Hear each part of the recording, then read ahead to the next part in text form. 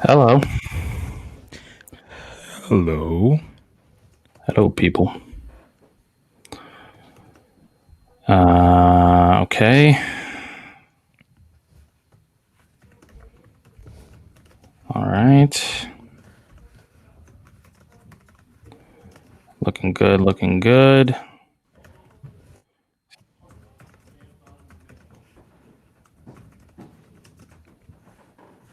Make sure we're all good here. All right. How's everybody doing? Hey. Yo, what up, Alex? Damn, you quick with it, bro. Appreciate that. What up, Alex? Damn, you quick with it, bro.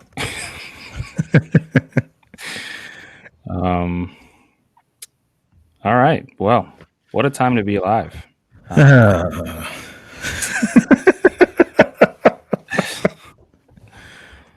It's it's been rough. It's been a rough couple days here. I feel like. Um, Sorry, guys. Just trying to share Everything right now. our link. Um, how you feeling, B? Man, look, How's it? How's it going with your mentals? No, my the Bears. mentals are good. No, I'm good. Outside of this Well, team, I tweet. your sports mentals, I guess, is what. Oh, my sports mentals. I need therapy. I need therapy right now. I need a lot of help. I you dude, like you look, we've known each other for a long time now. And the one thing that, I always tell you is like I'm not that dude to get that attached to my sports teams. I love them, but they not gonna mess with me. They're not gonna mess with my emotions. They're not gonna mess with my mental. Bro, this Bears team this year, oh my God. Yesterday I was in the corner holding myself, bro. I was hugging. I was just like, it's gonna be all right, B. It's gonna be okay. Yeah, yeah. It's been rough. The crazy part about it is that like you don't know what to make of this team, and I know we'll talk about that, but I just do not know what to make of this team, and I think that's the frustrating part. That's why I'm in my feels. Hence, that's why I got this T-shirt on today because I'm in my feels, bro. I'm in my feels about this team. Yeah, it's been rough. It's been I don't even know like the words to uh to say. So Yeah, with this team, it's hard to find the words to describe what I'm feeling because we're 5-3. right, At the right, end of the day, exactly, we're exactly. um Still in the we playoffs. still in the playoff hunt. We're still Yeah. one game away from being first place in the NFC North. So it's hard, but today I know that um, we normally go over one game. That's what Bear Down Breakdown is. So Right. normally we go over the game that just happened. And yes, we lost to the Saints just recently yesterday, and we'll talk a little bit about the game because there's a lot of stuff that kind of went viral Hmm. in this game. Um, but I wanted to go over just the season as a whole so far because we're at the halfway point. Right. We've played 8 games. I know a lot of other teams in the league haven't played 8 games yet due to COVID and breakouts and all that stuff. But our Bears have played 8 games, and um, yeah, just wanted to go over that as a whole. Talk about where we think we're at, where we think we're going to be in the following second half of the season. Problems, concerns, maybe some grades we'll give out. Um, and yeah, just talk about that stuff as a whole. But before we get there, let's just quickly talk about this this game. And Bruce, Yeah. I texted you. I just said, like, I'm so over this game specifically Yeah. against the Saints already. Like, I just want to move on. Right. Don't want to talk Right. about it because it's the same shit, different toilet. Like, it really is. Like, at I this never point, heard it. That's I'm trying to keep it PG friendly. So I'll just say man. same doo doo, Different different toilet. toilet That needs to be a t-shirt, brother. because it's just the same story. Yeah. The Bears offensively were not good. I mean, we scored 23 points. A lot of it was, most of it was desperation towards the end of the game. Nick Foles was 28 of 41, 272 yards, 2 touchdowns, 1 INT. Was sacked 5 times in this game. Had a passer rating of 92.7. Yeah. I will say that it was our best rushing game since Right. week 3. Yep. And the Saints have a pretty decent run defense. So that was pretty encouraging if we want to, give this game a silver lining. Right. Because David Montgomery had 21 carries, 89 yards, a little over 4 yards per carry. He had a 38-yard run in this game that he looked like he didn't really know what to do because he actually had a hole. He said, "I'm green open." grass in front of him for the first time Yeah. forever. Before we get to the obvious thing in this game that just went completely viral on Twitter, what were your thoughts of this game specifically? You know what, man? You said that the offense was it was out of desperation. I just think it was one of those things where if we didn't get in our way offensively, it wasn't. It was better. It was better than what it has been. The issue was the fact that we just kept shooting ourselves in the foot, man. Like, my God, can we just stop with the penalties? Can we actually pick up a block on a basic stunt that you learn in high school, how to recognize a stunt, and can our offensive linemen stop getting spent around on the simplest things, and can our quarterback stop throwing off his back foot? It just seemed like we was just shooting ourselves in the foot, because I didn't look at this Saints defense and was like, they're a dominant defense. They had a good run defense, but you saw what we did. So I just felt like offensively we just kept shooting ourselves in the foot, and we don't have the explosiveness to recover from those things. And I know we'll get to the Javon Williams situation, and so I get why people was frustrated with what he did, because it set the team, offensively it set us back. But when you look at that, you look at Jimmy Graham, like, where was his head at? Did he get nervous because he was playing his former team? But he was terrible. And like I said, Nick Foles throwing off his back foot. And once again, Rashad Coward just, like, offensively, man, like, what do you don't, I mean, I get it. I know you're a defensive lineman turned offensive lineman. I get it, but we can't let me go play offensive line. I've been lifting weights over the last month. Let me go and get on the line and see what I could do. Because it's just the basic things that he's not. And then when I saw who got injured, Massey got injured. Yeah. So we had to bring in Jason Spriggs, and then Spriggs got injured. And then I saw Rashad Coward go play right tackle for a play. I was like, oh my God, Nick Foles is about to die. He's going to die. This is it. Good old Christian boy. Nick Foles is about to leave us, man. So, like I said, man, it was just one of them things where I just think offensively we kept shooting ourselves in the foot. And that was frustrating. That was very frustrating. Yeah. game full of mistakes, full of missed opportunities. I mean, that's a broken record at this point for this Bears team this year. But yeah, so I mean, Bears lost by 3 points. Not really much else to discuss in this game. I mean, if you want to hear us break down this game, just go hear us break down all the other games that we did. Right. Doo-doo, Right. different toilet. That's a t-shirt. Hey man, don't nobody steal that from us. We working on a t-shirt. Same doo-doo, different toilet.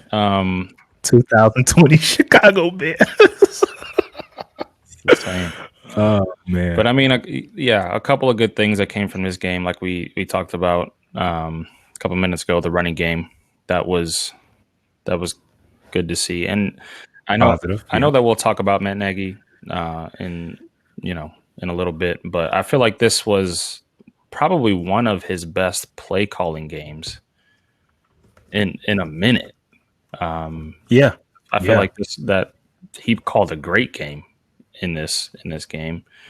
Allen Robinson also had a really good game. But, some of the routes that he was running in this game were just disgusting. Oh my God. Amazing. Had an amazing catch, obviously. Yeah. On that drive. Darnell Mooney, highlighting his speed and route running as well. Anthony Miller. Hello. And Anthony. Welcome back to the team. He did have a drop later in the game. But yeah, I mean, he showed up. He had 8 catches for 73 yards. But yeah, I mean, and obviously, shout out Cairo Santos because we found a kicker. Oh, yeah. For this year, we definitely found. I mean, he seems like he's back. I mean, that 51-yarder was into the wind, on a very windy day, cold day as well. So I mean, he killed it in this game, obviously. So, but yeah, some of the negatives were, and you hit on it, Jimmy Graham. Don't know what went on with that dude in this game. Oh my God. And they made sure they highlighted that in the broadcast. I mean, Troy Aikman was giving him a bunch of crap for just the lackadaisical route running. Yeah. That confused me. That really did. Jogging through his route. And I know that he's like an older guy. I know that he's not the fastest. But I've watched some Greg Olsen highlights. And the dude still, goes out and sprints. Like, no, he's not fast, but he goes out and actually plays hard. Yeah. I mean, use your veteran skills to, push your way through with the lack of speed that you don't have anymore. Yeah. The fact that your route running is short, you're not. It was just fun. Yeah, I don't know. Shut up. Dumb. Oh my God. Jimmy Graham was definitely a low light. And then he want to kick over. He want to kick over the Gatorade thing. What you kicking over the Gatorade thing for? You the one that's messing up. I mean, he better have been frustrated with himself at that point. With himself, exactly. I mean, he came out and tweeted like, "I need to be better. I need to do better," and all that. But just go out and do it. Like I don't care about what you do on Twitter. Just go out and go out and play better. Yep. Yep. And so that was pretty much the game. I mean, I don't really know what else to. I mean, I do want to give one more shout out though to our new Bear, Dwayne Harris, who actually caught and fielded a punt. Go figure. Not just that, that's why. But he returned it for 12 yards. Like, yeah.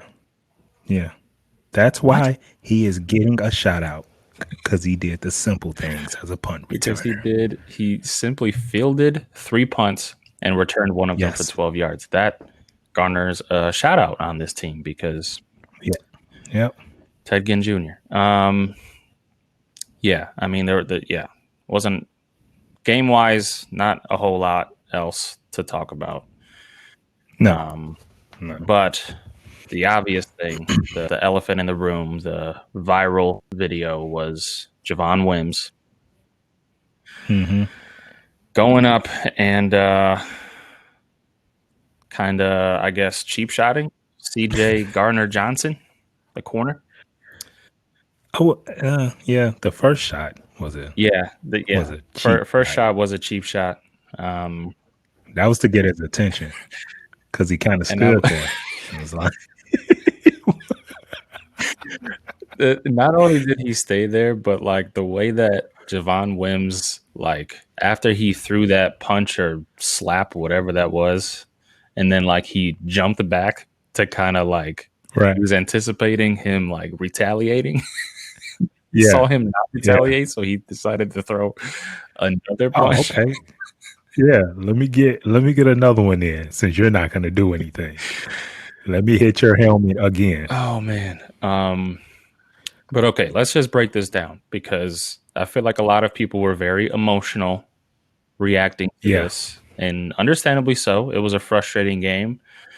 The Bears' offense was very, very frustrating in this game, and Javon Wims isn't necessarily, Allen Robinson. He's not a player that produces. So a lot of fans went to Twitter and were calling for his head.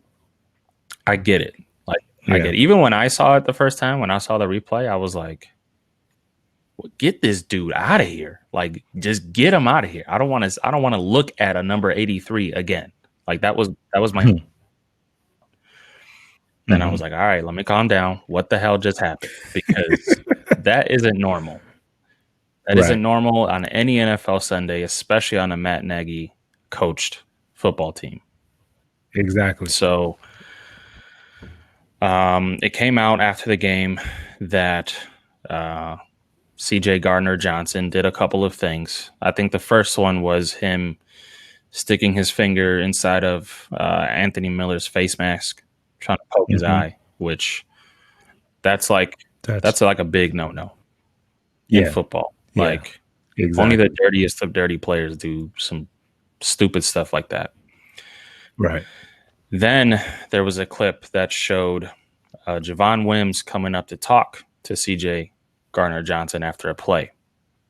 And the way based off of what I watched, Javon Wims went up to talk to Gardner Johnson. It wasn't like disrespectful. He wasn't in Gardner Johnson's face. He wasn't pushing him. He didn't put his hands on him, nothing. He just went up to talk to him. And Gardner Johnson, you see him snatch Wims' mouthpiece from his face mask, which later in the broadcast, Troy Aikman and Joe Buck kind of noted because it was just sitting there on the field, like a couple of possessions. And then you saw a player pick the mouthpiece up and just toss it. Yeah, that's disgusting. COVID. Come on, guys. Well, speaking of disgusting and COVID, apparently Javon Wims came out and said that Gardner Johnson spit in his face, or tried to at least. Ooh. Which, again, that's even COVID and disgusting. Yeah. Like when you're going through a pandemic, just in general, that's like an obvious no-no. But like through a pandemic, that's crazy. Yeah, that's crazy. And when you spit in someone's face, like that to me is one of the ultimate forms of disrespect. One of the ultimate forms of an attack on your dignity, your character. Like just that's absolute disgust to me. Yes. And whatever happens after that happens. Like, if you get jawed, if you get drop kicked, if you get throat punched, if you get kicked in the balls, like I don't know what will happen to you after that, but whatever it is, other than obviously killing you, it's justified in my opinion. Yeah. So apparently Javon Wims came out and said that he spit in his face. So then Javon Wims took the opportunity after a play to walk up to Gardner Johnson, tried to snatch his mouthpiece, kind of like how Gardner Johnson did to Wims. Didn't work, so he gave him a jab, waited for a retaliation. Gardner Johnson did nothing. He just looked at the ref, gave him another jab. Yeah. And then a fight ensued and whatever. Yeah. But yeah, a lot of fans were very emotional about this. And everyone, not everyone, a lot of people were saying, cut him, cut him, cut him. People are still saying, like tweeting at the Chicago Bears, have you cut Javon Wims yet? Is he cut yet? Why is he still on the team? All this other stuff. Right. So yeah, Bruce, what are your thoughts on that? Yeah. Because you know how I felt about that. I told you pregame how I felt about that. And I just said the timing. The timing was just, it was wrong. It was just at the wrong time. Like, take care of that. Take care of that afterwards. My thing is, so he comes out and said that Javon Williams comes out and said that Gardner spit in his face. Like you said, that's the ultimate disrespect. So now you got people saying, "Oh well, we didn't see the footage, so he's lying." Oh, really? Really? I mean, think about it. And okay, so if we didn't see it, right? If he didn't, let's just say he's making this up. I don't have an issue with Javon Williams protecting his teammates. Better yet, protecting himself. You see what I'm saying? And right. At the end of the day, like I said, the timing of it was wrong. But like I was, talking to people on Twitter, I said, the Bears must have been, they are doing a great job of hiding the cancer that is Javon Williams. Because if this is like a first time thing for him, which I believe that he is, I don't think he's a cancer in a locker room.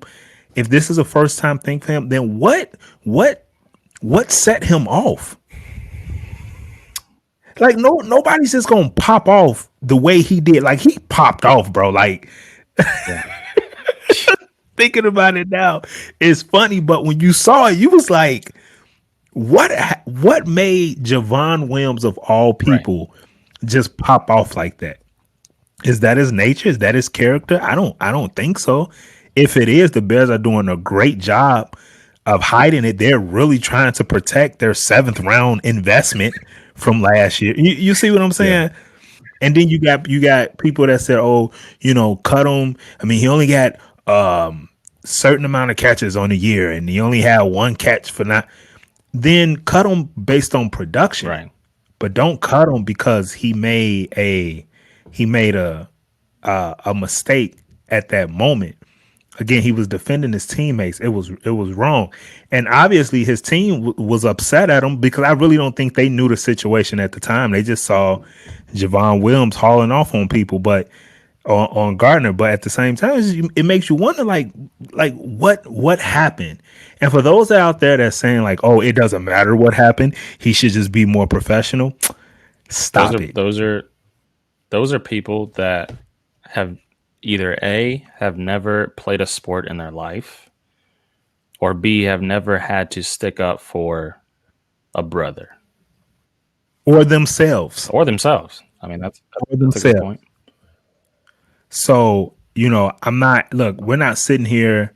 Deep Dishing Sports do not condone violence. Bruce and Eli. No, I mean, we don't condone violence. But no, we don't. Yeah, right. I know, right? Condone violence. We don't condone it at all. But it, for me, and I don't know. Maybe this is just who I am. You know me long enough. Like I just want to like take a step back and let's just look at this big picture and just be like, yo, like what made this man pop off the way he did? He's not like that. Yeah. He's not like that. So Gardner from New Orleans, he has a history anyway. And I'm not just saying he has a history with the Bears because as you mentioned on I believe it was on our Deep Dishing Twitter page, like what he did to Tariq Cohen last year. Yep. And Allen Robinson, he wasn't having that last year, so he went back but then just more recently, I read that the reason why Michael Thomas the star wide receiver for New Orleans, why he got suspended a couple of weeks ago, is that he popped Gardner. He fought his own teammate. So what is it with this dude that's causing everybody to come at him the way they're coming at him? It's one thing to be a trash talker. It's one thing to quote get under people's skin, but to the point where they want to do, like, people are looking to hurt you, fam. Fight, like, go to blows. Fight you, bro. Yeah. Your own teammate. Yeah. This Michael Thomas, like, he hit you, and now we fast forward a couple of weeks later. Now you got Javon Williams wanting to fight. Like, what are you doing to people? What are you saying to people? So yeah, I don't know. Like I said, the release him or cut him crowd, calm down. Stop overreacting. Just stop it. Yeah, it's a complete overreaction. And like, and everyone's like, Riley Ridley. Like, I get it. Like, the kid's brother is one of the best route running wide receivers in the league, and he's on a very productive offense over in Atlanta. But like, Riley Ridley is not good enough to be active on the team right now. Yeah, hello. Let's calm down with that talk. Let's calm down with the oh my God. Let Javon Williams and bring up Riley Ridley. Like, Riley Ridley's not even good enough to wear a uniform on Sundays. Exactly. So like, that's got to calm down. But yeah, I mean, a lot of people, and I saw an exchange between you and someone on Twitter, someone said that a lot of people are exposing themselves on Twitter in terms of like having someone's back, or like you've never played a sport, or just like things like that. And it's very true. You could just tell by some of these reactions that, like, have you ever had to like go to blows for someone, or almost go to blows for someone for disrespect? Like, yeah, I don't. Again, we're not condoning what Javon Wims did. Even I tweeted on the Deep Dishing Pod account that he could have done it in a better way. But right. you have your brother's back, and Javon Wims has been part of this organization for long enough that those guys in that locker room they're probably pretty damn close. Yeah, like very close. And yeah, definitely. You even saw Tariq Cohen, which you mentioned earlier, that Gardner Johnson was one of those dudes that last year, Bears fans remember when Tariq Cohen got hit and they were doing the short thing after he got popped. Gardner Johnson was one of those dudes. And Tariq Cohen, after the fight, he got on Twitter and said something like, nah, get that man, or something. Right.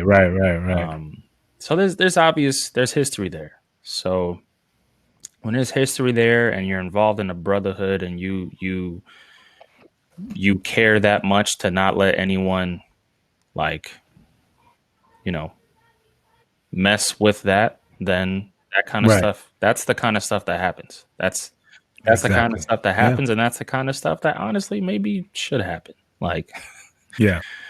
And all I'm saying is, and you know, ESPN, if you're listening, we know you are. If you're listening secretly, right? If you stop shining the light on Javon Williams, like, I get it, I know he did it, but come on, man, what triggered him to do something like this? When, like I keep saying, man, that's not who he is. You see what I'm saying? Like, if you look, he was drafted by Pace, right? And we know the type of character guys that Pace goes for. Just look at the team. You don't.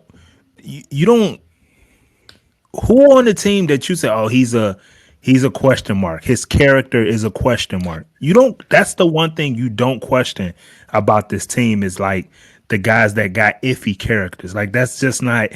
Pace may draft bad, but when it comes to that, he draft pretty high character guys, right? So when you look at Javon Will, it just, like I said, just big picture, man. Like, what triggered him? And this kid, what's the kid name? Gardner. He has a history, right? So Fox Sports, ESPN, stop just singling out Javon Williams. It's bigger. It's a bigger issue Yeah. than just what he did at that But moment. that doesn't bring in headlines, Bruce. Come on now. You know that. Oh, I forgot. it's- Damn, we dealing with the media. it's- That's right. You know, it's about the headlines and the wild takes and the talking heads speaking nonsense. Look what he did. Oh my God. What was he thinking? Really? Like I watched it, bro. I'm surprised he wasn't put in handcuffs. Yeah. I'm not saying anyone. I saw somebody say, oh, that's assault. That's assault. He needs to go to jail. Shut up. Are you serious? It was people dude. Like, that's why. And I tweeted this, bro. I said, I'm too emotional right now. This is causing me to be emotional. I got to take a step back, man. It's Someone said he assaulted. That's assault. He needs to be arrested. Wow. Okay. Okay. Then it was. it's a bit much. Yeah, it's too much, Yeah. man. But yeah, since then, since now it's Monday, the day after Javon Williams came out, or the NFL came out and said that they're suspending him for 2 games without pay, which I think that's justifiable. I'm sure that he'll appeal the 2-game suspension, maybe get it down to 1 game, Right. even though it doesn't truly matter because, yeah, he's not a super important part of the team. So, like, Right. I don't think it hurts us a whole lot, but yeah, I mean, I think you just you serve your time and you move on with this because at the end of the day, like, I know he's not super productive. I know he's just like a player, like just a plug-in guy at this point. But like, if one of our receivers do go down, if Allen Robinson does go down, if Darnell Mooney does go down, we're going to need him. Like, Next man up. Yeah. especially with the way this season is going, just in the NFL in general with injuries, like we might need the dude. So Yeah. and he's been part of Matt Nagy's offense for the last 2 years. So I don't think cutting him is a smart thing to do for that as well. So Yeah. Overreaction. yeah, The cut him crowd. I'm gonna cut you. No, I don't believe in violence. Let me stop. yes. Slow down, To watch slow down, B. Watch your back. I told you, man. I told you where I'm at with this team. Like, it's hard for them to watch, but I protect these guys. So people say the wrong thing about the Bears, man. Look, there's gonna be some trouble, bro. I'm gonna get personal. I'm gonna talk about your personal life. You got a big ass forehead, bro. Why you talking? I know exactly. How's your marriage? Go work on that. What is your real personal, right, bro? What is your Exactly. But yeah, okay. So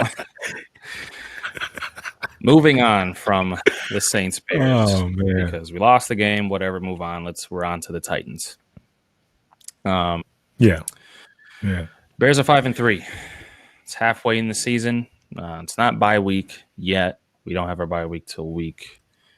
2 more games. Till week 11, I think it is, something like that. Yeah. So they got the Titans and then The Vikings. the Vikings, and then we bye go week. into the bye week. But yeah, it's halfway through the season. We've seen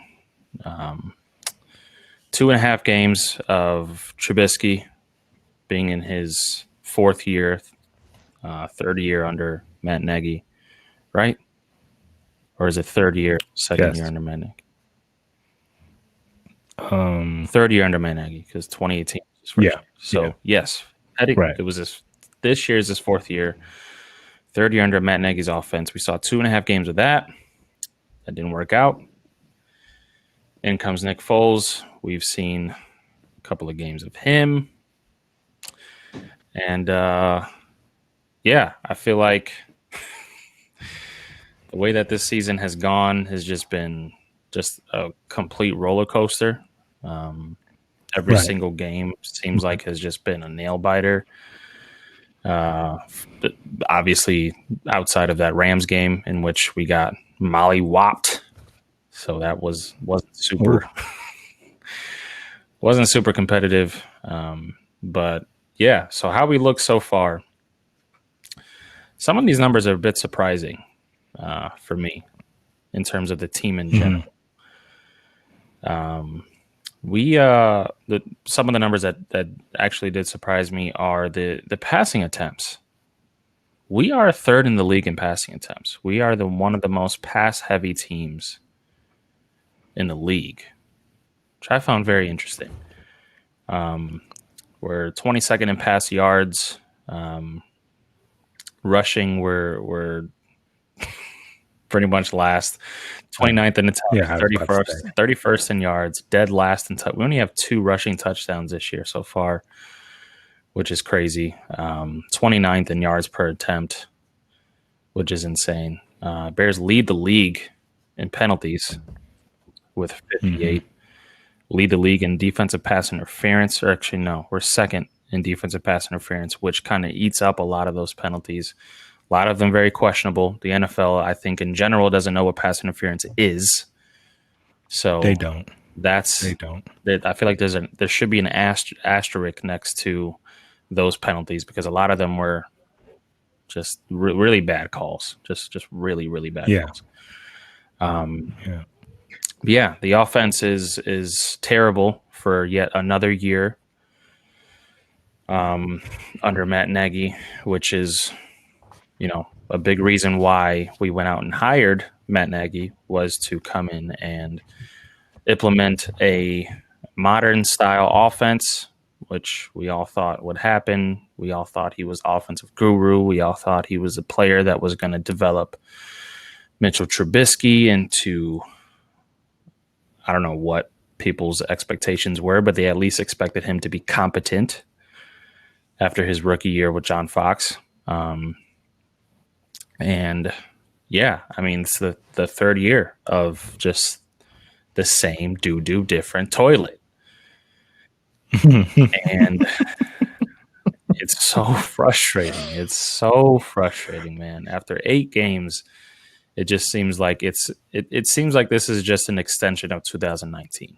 Like, it just seems like 2019 just didn't end. We just have a different quarterback now. And where are you at with this team halfway through the season? I don't know, man. Like I told you at the beginning of the show, it's just hard to gauge where this team is at. Because you don't. Are they good? Are they bad? I mean, you could say I guess they're in the middle, but they're 5-3. And I know people say, oh, well, they got lucky against Detroit and the Giants, but you don't take wins for granted in the NFL. I mean, just look at it yesterday. Look at the teams that took losses yesterday against teams that they should have won. I'm in the NFL. I'm in a pool, and I had Green Bay winning. I had the Rams winning. Who else lost bad yesterday? I had the Titans winning. And then, these teams lost to Cincinnati, Minnesota, and the Dolphins. New England. And so you don't Buffalo as well. Yeah, that's a Buffalo won, exactly. New England, who's not a almost football lost. team, almost beat. Not at all. Yeah, not at all. And it was a Cam Newton fumble that did them in. So you don't take wins for granted at all. So the Bears being 5-3, it's just and then if you look at the schedule, I see maybe 3 more losses on the schedule.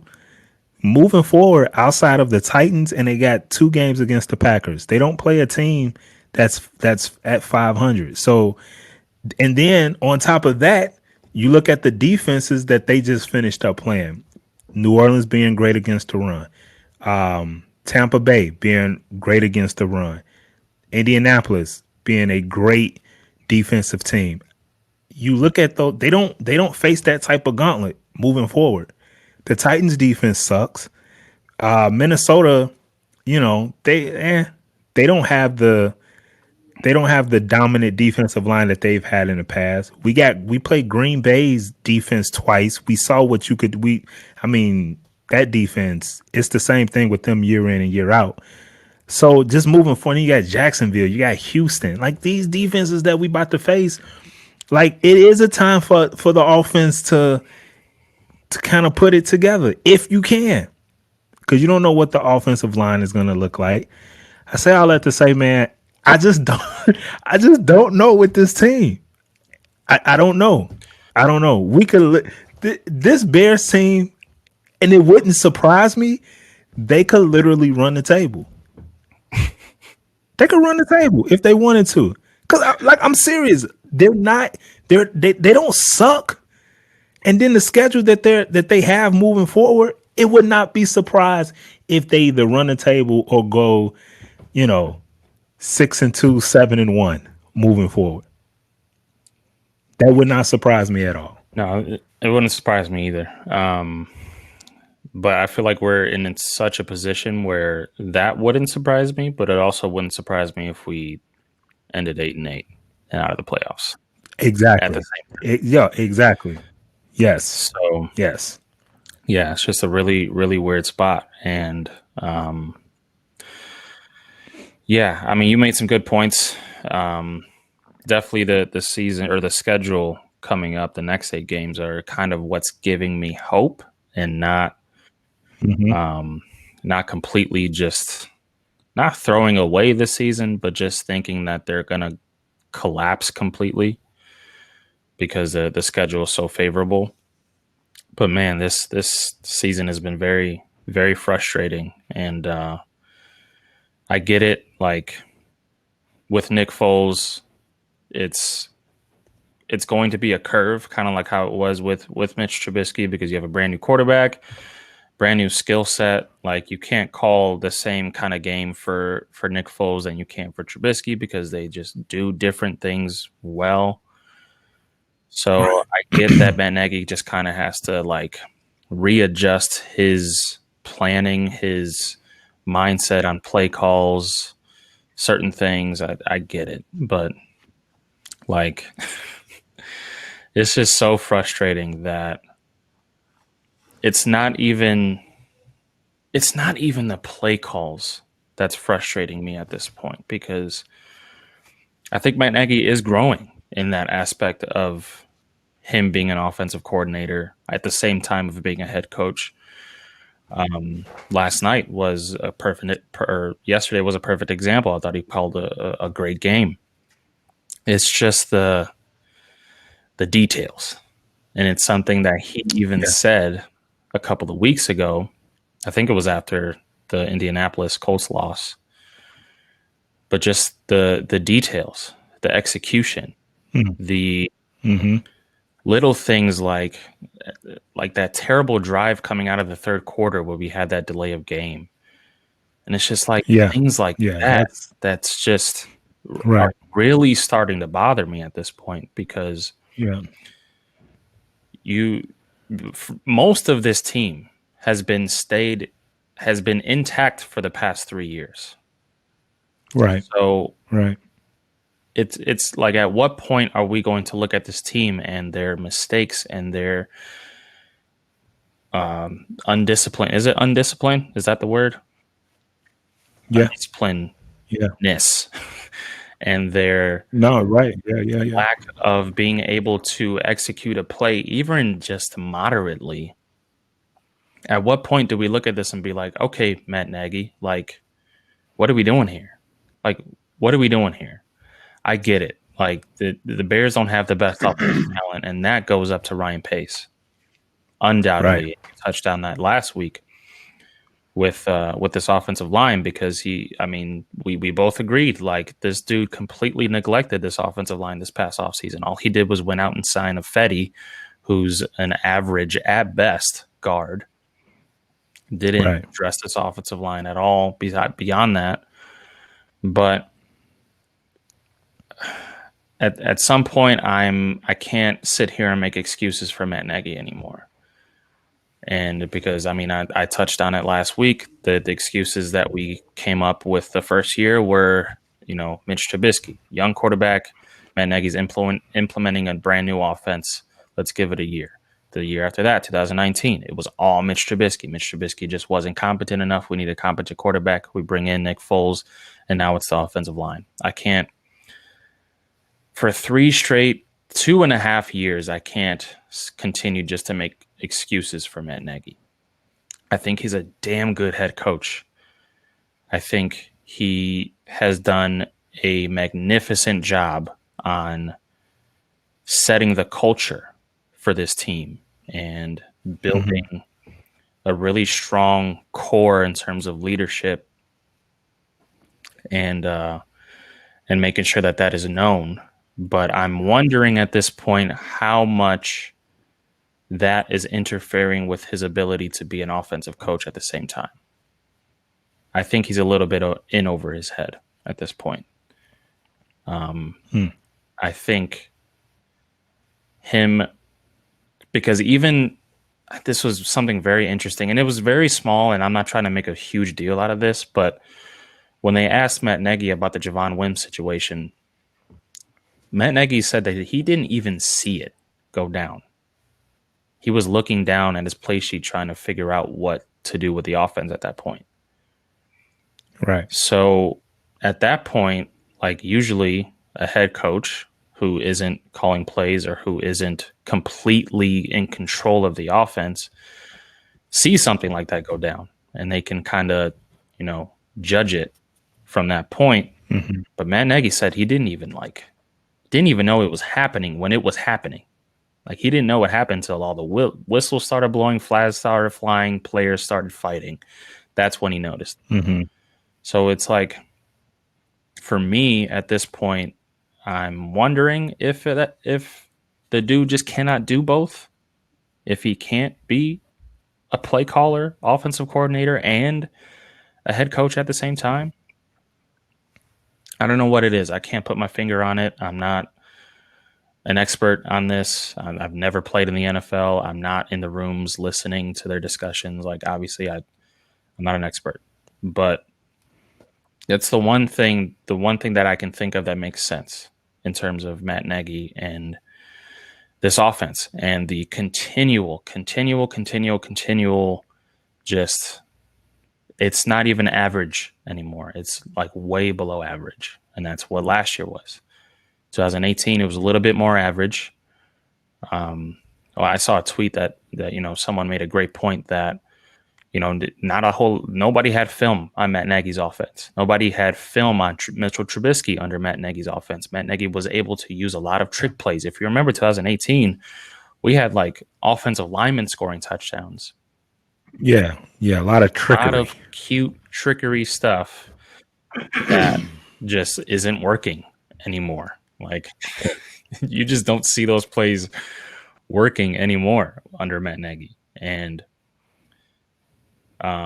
those were the things that got us excited about 2018. We were like, yes, we finally have a smart offensive coach who can make things fun and whatever. But now that the film is out there, it just seems like he can't catch up. He can't. What's the word?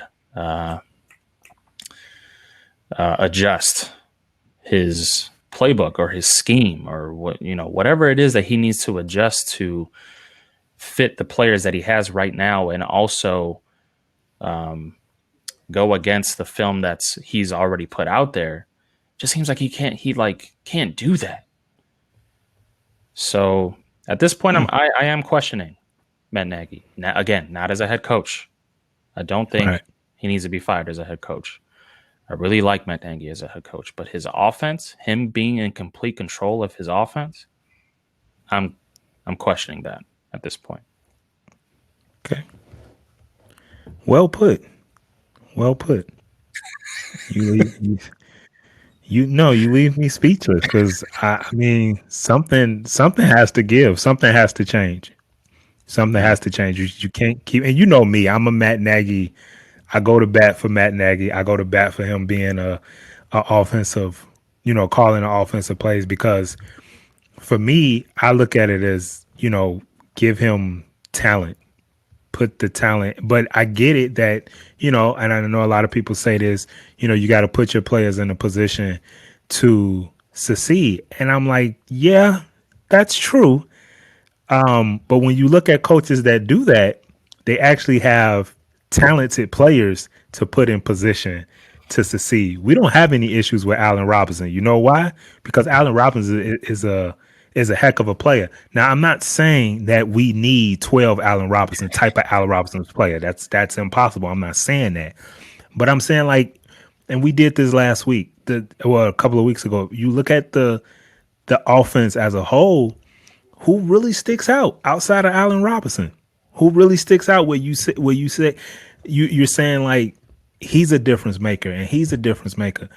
And again, I'm not saying we need 12 difference makers, but you need more than one. You need more than one. With that said,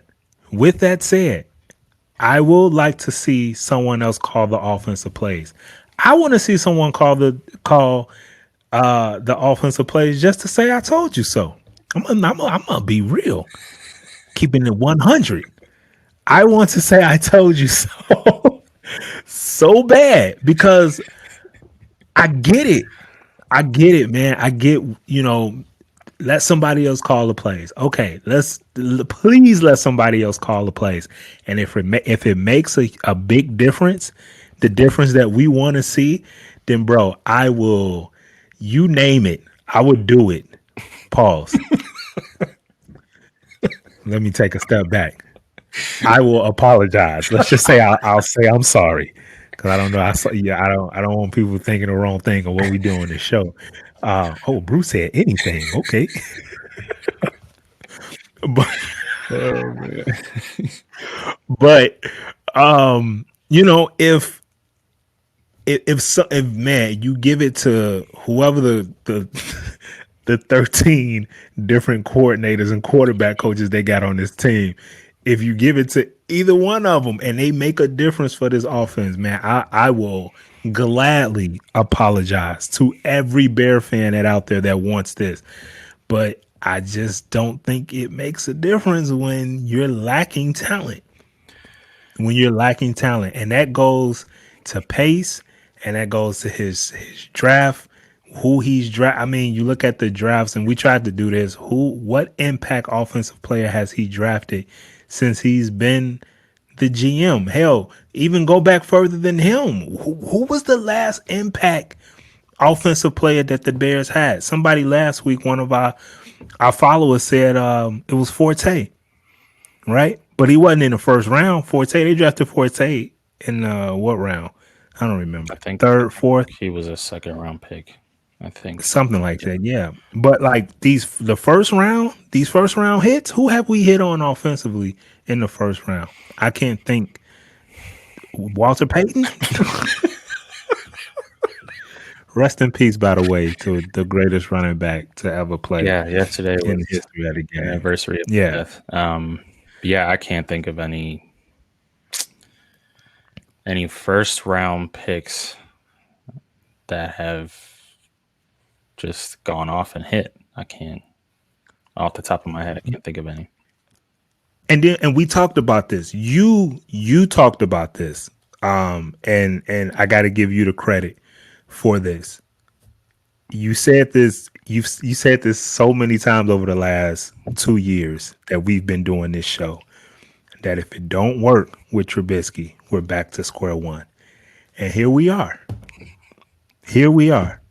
Going into next year, we're back to where we were before Pace came. We're back to not having that quarterback. Yeah. And I was dreading it. I wanted to. You don't know how bad I wanted to tell you how wrong you are, or you were. It was just. I was like, oh, I cannot wait to Trubisky lead us to a Super Bowl, and he's gonna be a Hall of Famer. Just to set the table, I wasn't a Trubisky hater. Like I was. No, you weren't. You rooting weren't. for him to be bad so that we can move on or whatever. But yeah, I mean, immediately after we drafted him, I said that if this does not work because it was very controversial that we drafted Mitch ahead of Deshaun Watson. If this does not work, it sets us back 4 or 5 years, which next year is going to be Mitch Trubisky's 5th year. So, I mean, wow. Yeah, I mean, this is a great segue to the question that another thing that's very viral on Bears Twitter right now is, should the Bears go back to Mitch Trubisky this season because of how bad the offensive line is? It was a question that I think was asked either last week or the week before on Facebook. Should the Bears go back to Mitch Trubisky because of his ability to be mobile and escape pressure? And I get it. I get it. I understand. Okay. I understand. I understand fans wanting to go back to the young kid so that maybe we can see another little glimpse of hope, another little glimpse of this could be the franchise quarterback of some sort in the future. But it's like, man, like I gave y'all the stat last week of Mitch Trubisky being under pressure. The dude's still not good. Like he's still not good under pressure. Like, yeah, there were a couple of times that Nick Foles really showed his immobility yesterday. And if you were to plug Mitch Trubisky in that specific play, he could have done something with his legs. Yes, completely agree. But I mean, we had that 2.5 for 2 years and 2.5 games of Mitch Trubisky being able to use his legs. Worked great in 2018. I mean, that dude was flying. He was rushing all over the place. 2019 came where, again, a lot of teams have film on him and figured him out. And yeah, I mean, I don't know. I don't trust it was a simple Trubisky with a bad offensive line either. Like, yeah. And it was a simple figure out. You just said they figured him out. It was simple. Just confuse him a little bit. Don't play man. Just confuse him. And watch what's going to happen. And the one thing that we learned that he can't read he can't read a offense. Oh, I'm sorry, he can't read a defense. Right. And so it wasn't like y'all. I feel like y'all need to go back and watch some Mitch film because please do. I feel like that's what you need, because the amount of times that Mitch Trubisky just walked into sacks because he didn't know where to throw the ball. He didn't know where his second or third read was, because his first read was just covered. So he didn't know what to do at that point. The amount of times I saw that, man, the amount of times I saw him roll out of the pocket when it was collapsing, great. Hats off to him. And then take a sack without throwing the football away. Like, I don't know. You roll with what you have at this point. Like, yeah, exactly. You don't go back to Trubisky. Stop that. Stop it. Stop. That doesn't stop the bleeding at all. No, it doesn't. But listen to the reason. Listen to the reason people want to put Trubisky in, because he can escape pressure.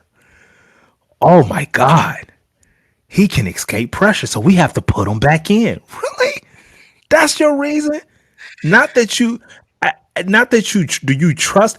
Could he have done what? Look, Nick Foles, outside of the interception that he threw and the fact that he couldn't escape that one play where he started to run and then he kind of did a circle because he realized, I'm just not that fast, so let me kind of circle back, and they sacked him.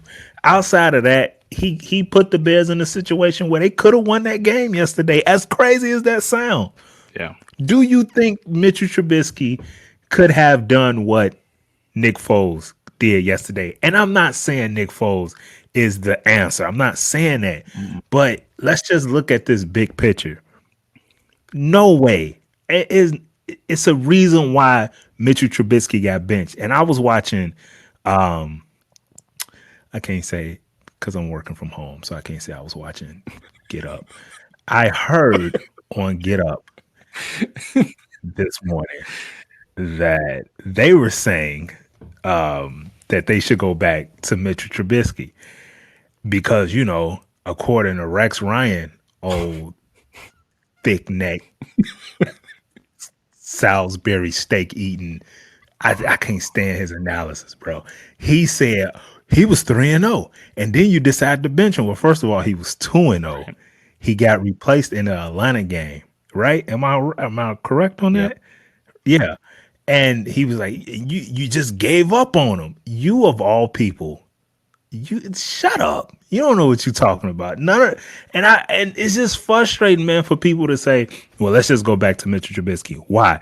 Because Foles is a statue back there, and at least Mitchell Trubisky can escape pressure. That's your only reason why? Really? That's your reason why? Because he can escape pressure. Then make him a running back then. Make his ass a fullback if that's what you want so bad. Oh, come on, man. Yeah, I mean, come on, and bro. The Bears using him. It was very ironic that Matt Nagy used the Saints game to try to use Trubisky as like a Taysom Hill kind of guy, where he brought him in for one read option play. I found that kind of that he did that in that specific game, and then Taysom Hill, of course, did what he did to us last year and killed us. But oh boy, yeah, I mean, listen, if I can't even. Mitch Trubisky is he does not stop the bleeding, guys. Like he doesn't. If you want to try your hardest to fix this offense, because we have a win now defense and the window for that is closing, then go out and get a couple of offensive linemen. Right. Go out and get a couple of offensive linemen. Maybe Matt Nagy can, give his scheme and his play calling to someone else. Do those kind of things to show that you're desperate and you're really willing to try and fix this offense. Do those things. Exactly. Don't go back to Mitch Trubisky, because and that excuse, the we only gave him 2.5 games and then you give up on him. No, we gave him 2 years plus 2.5 games to show us that he was growing as a quarterback, and there was nothing. There was nothing there. So to think that all of a sudden, because he sat behind Nick Foles for 4 games, that something's going to be there, or 6 games, whatever it was. That's just it's unrealistic. I don't want to experiment with that, because, as we stated, the Bears are still 5-3 and are in a position to make the playoffs. So no, don't go back to Trubisky. Right? Yeah, don't go back to him. Doesn't make sense to me at all. But yeah, this is where we are. We're 5-3, second place in the NFC North. Something has to give, man. Something has to give at this point. Like we said it last week. I said it last week that if the Bears were going to struggle mightily on offense again, you cannot roll out the same shit again. Like, something has to change. Make a move in the trade deadline. Yes, I know that picks are, especially late round picks, are very valuable to Ryan Pace. He does really well with those. But you're bleeding right now, and you have to stop. Yeah. You have to stop the bleeding. I mean, next year is the last year under Matt Nagy and Ryan Pace's contract. So, yeah. I mean, something's got to give, because it has to. Yeah. As much as you want to look at the schedule and be like, yeah, it's super favorable. It's super favorable. The Bears can easily lose to any of these teams with the offense that they have rolling out right now, with the offensive line, with the scheme, all of those games, even though they're against not that great teams, are still probably going to be close games because of that. No, facts. Yeah. Yeah. It's funny because one of our day ones, Darnell, when I said the Bears could run the table, he said what table? With a question mark. Darnell, hey man, I'm just trying to be optimistic, bro. I'm sorry. Yeah, He said what table? What table you talking about? talking about. Oh man, Um, I know, right? no, but yeah, it's trade deadline is tomorrow. Today, when this episode officially goes out and we release it, but the trade deadline's tomorrow. Ryan Pace hasn't been the typical GM that goes out and makes these Yeah. kind of big moves. But man, you see these really good teams going out and making moves in areas that they need, Yeah. and it just makes you think. Like, you see the Seahawks making trades, the Saints who just beat us, they traded Yeah. for a good defensive player. The Titans went out and got Desmond King from Yeah. the Chargers, and we play Yeah. them next week. Yeah. I don't think he'll be eligible to play because of COVID regulations, but they also have a really good record, and they went out and got Mhm. a need. So I don't know what it is with Ryan Pace. I mean, it could not just be Ryan Pace. It could be Ted Phillips, and that's a whole It could be higher than him. it's a whole nother episode in itself. But he could be holding Yeah. Ryan Pace's hands back in terms of him going out and spending draft capital or spending money or whatever it is. So I don't know what it is, but what you did in the Khalil Mack trade, what you did in moving up for Mitch Trubisky and drafting him, it was very loud and clear that you wanted to win now. Mhm. So Yeah. Here's your chance. Here's your opportunity. I don't know why we're just sitting on our hands knowing that we're bleeding and we're not doing anything to try and stop it. Like, that baffles my mind. Yeah. Baffles. Well, Anyway, any last thoughts on this Bears team? no, great comments from our Facebook people. Yeah. What are they saying? Ken, he gave grades, not too good. The highest grade he gave was the defensive line. He gave a B. Jason made some good points, just far as the game itself, and he kind of gave a breakdown of some of the players. David Montgomery, we talked about how he had a good game. He just kind of just said, nah, David Montgomery, he said he can't see a cut back to save his life. And his inability to explode in and out of the cuts is terrible. Our Bears fans, they're frustrated. They're frustrated. Jason, your brother said that. Yeah. And I'm not going to argue against him. So I'll just say he's right with all the points he made. Yeah, he's not about to come track me down because I said he was wrong. Yeah, so our fans, man, like all of us, we're just frustrated. We just frustrated because we wanna see this thing right, man. Like you said, the window it's here. The trades that we made to get a Khalil Mack, that has to start paying off. That has to pay off now. So we just all frustrated because we wanna. It's there. It's that it's no team like you watch the NFL week in and week out. It's no team, and as great as Pittsburgh is, and Kansas City and Seattle, every team has a flaw. It's no team out there that you're saying like there's no way the Bears can't beat this team. There's no dominant team out there.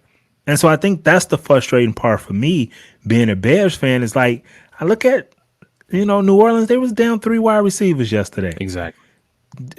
Drew Brees dink and dunked his way, and Alvin Kamara, we just didn't know how to stop him. But that wasn't a team that was like, oh my God, we're playing the Saints. Even this coming game against the Titans, they lost to Cincinnati, bro. Yeah.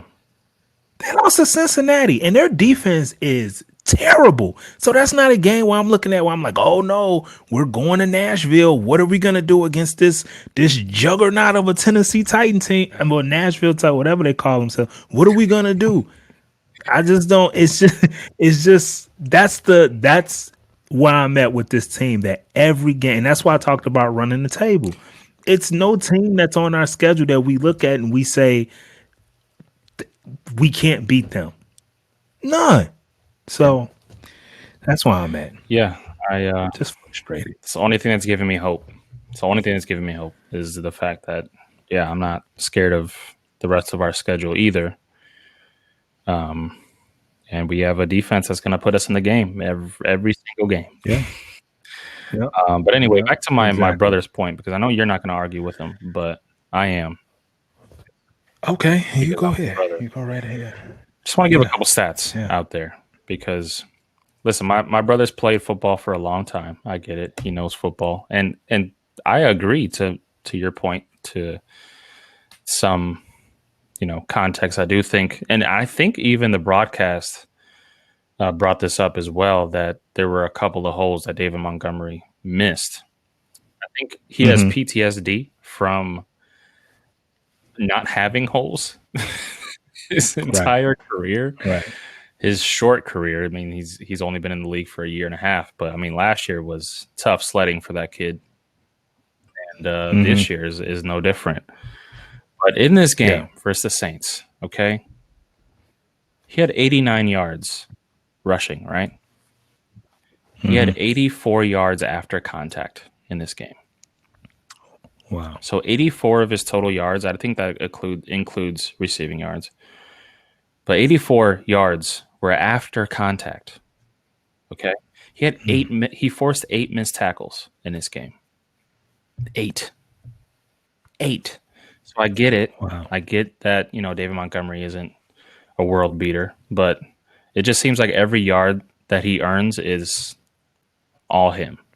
Besides that 48-yard run that he had or whatever it was. Right. But yeah, Jason, you're wrong. Anyway, let's. Jason, I didn't say that. I didn't say that, Jason. I didn't say it at all. Just want to throw that out there. Yeah, 5-3. We got the Titans up next. Very, very winnable game. I mean, yeah, you said it perfectly. I'm not completely scared of this Tennessee Titan team. Ryan Tannehill is still Ryan Tannehill, even though he's playing well. Yeah. He's still Ryan Tannehill. The guy that I am afraid of is Derrick Henry. That's like two. He's two guys. He's two guys. Yeah, he's like a Terminator. Derrick. He's like he is. He's a robot. It's unfair. Where were you built? What lab were you built What in? planet Derrick Henry? did you come from? Yeah. You an Avenger looking. Dude's an Avenger. He's an Avenger. Yeah, I am scared of that dude. Yeah. But outside of that, yeah, this team's not that scary. Yeah. Do you have an early prediction for this? No. No? You're not going to give me a prediction? Come on, No, bro. I Give don't. it to me. Give one to me. 23-19 Bears. 23-19 Bears. Okay. I said all of that fluff to say that I think the Bears are going to lose this game. That's why I don't want to give my prediction. That's exactly. I knew you was going that route. That's why, because you know me, I was just like, yeah, they're gonna win, of course. And I knew you was just going, man, they losing, and they're gonna. No, I'm not gonna say they're gonna lose, but Yeah, oh, Eli, had the Bears losing. hit me with the okey doke. Had the Bears losing against the Saints, and I was right. And I think the Bears are going to lose this game too. And I think as long as we beat the Vikings before the bye week, we'll be okay. And I do think that we beat the Vikings. But anyway, that's a conversation for next week. I do think the Bears lose this game. I think they lose. I'll say 21-17. The Bears lose 21-17. Okay. Is this game at home? No, it's in Nashville. This the game we was trying to go to. That's right. You're right. But COVID had to happen. Yeah. Damn it. Damn you, COVID. Pandemic. But yeah, I just don't. That Mike Vrabel is a very underrated coach in this league. Definitely. Such a smart coach. Some of the stuff that he does is just very unorthodox, but you're like, damn, that was a very good coaching move. Like, didn't even think of that. And it's, I think this is gonna be another one of those games where you're gonna see coaching might be an issue for the Bears, unfortunately. Yeah. So I hope I'm wrong. We'll see coming up this Sunday. But 5-3. Let's just roll with the punches. 5-3. Roll with the punches. No doubt. Anyway, thank you for those who tuned in to any of our live streams. We got Twitter going this week, which was pretty cool. I don't think a whole lot of people watched us, which is fine. You missed out. With that. I mean, you definitely missed out. Screw all of you. But no, I'm just kidding. Thank you to everyone who tuned in. We really, really appreciate it. If you're watching via YouTube, go hit those links, subscribe to our or follow our social medias. Go subscribe to our Patreon, maybe. Or if you don't want to, be a monthly contributor to Deep Dish and Sports, you can be a one-time contributor to Deep Dish and Sports and go get some of our merch. Obviously, it helps us out. You get some cool stuff in return, and it's a win-win scenario. Nobody loses when you do that. Anyway. Let's have a great week, guys. Let's no doubt. Let's have a great week, and let's pray for Javon Wims. Let's pray for Wims.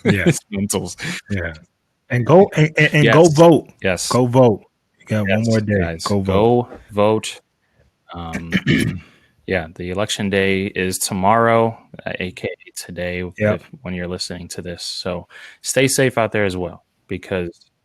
No doubt. I know that after this vote, no matter which way it goes, a lot of people are going to be angry. And I saw videos of the National Guard already heading to downtown Chicago and people boarding stuff up. And wherever you are, even if it's not Chicago, just be safe. Because, it might get crazy. But anyway, we appreciate you all, love you all. And as always, we'll talk to y'all next week. Peace.